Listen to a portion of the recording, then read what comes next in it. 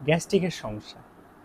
আমাদের দেশে হয়তো এমন একটা ফ্যামিলি খুঁজে পাওয়া দুষ্কার যেখানে অন্তত একজন গ্যাসের সমস্যায় ভুগছেন না। আসুন জেনে নেই গ্যাস্ট্রিকের সমস্যার কিছু ঘরোয়া সমাধান। নাম্বার ওয়ান, একসাথে কখনো পেট ভরে খাবার খাবেন না, অর্থাৎ সারাদিন ধরে অল্প অল্প করে খান। আমরা যখন একসাথে অনেক বেশি খাবার খাই, পাকস্থলীতে যাওয়ার পরে ওই খাবারের সাথে অ্যাসিড এবং অন্যান্য উপাদান মিশ্রিত হয়, যেটা বেশি খাওয়ার ফলে দেখা যায় এই অ্যাসিডটা উপরের দিকে ওঠে এবং বুক জ্বালাপোড়া করে। সাথে নাম্বার দুই, খাওয়ার সাথে সাথে বেশি পরিমাণ পানি খাবেন না, তাহলে দেখা যায় পানি এবং অ্যাসিড সেম কাজটাই করবে। সব থেকে ভালো হয় খাওয়ার 20 মিনিট থেকে আধা ঘন্টা পরে পানি খাওয়া। নাম্বার থ্রি, খাওয়ার সাথে সাথে শুয়ে পড়বেন না। অনেকের বদভ্যাস আছে, দেখা যায় যে দুপুরে বা রাত্রে খাওয়ার সাথে সাথে শুয়ে পড়ে।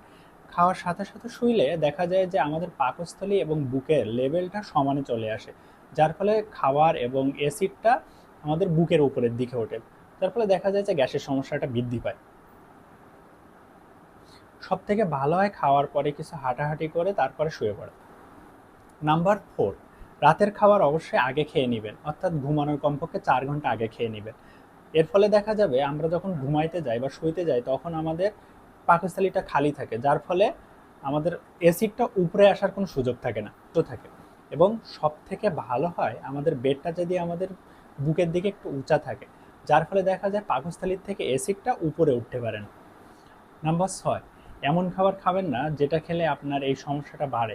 এটা এক একজনের ক্ষেত্রে এক এক রকম হইতে পারে, কারো ভাজা পোড়ায় সমস্যা হইতে পারে, কারো খালি পেটে ফল খাইলে সমস্যা হইতে পারে।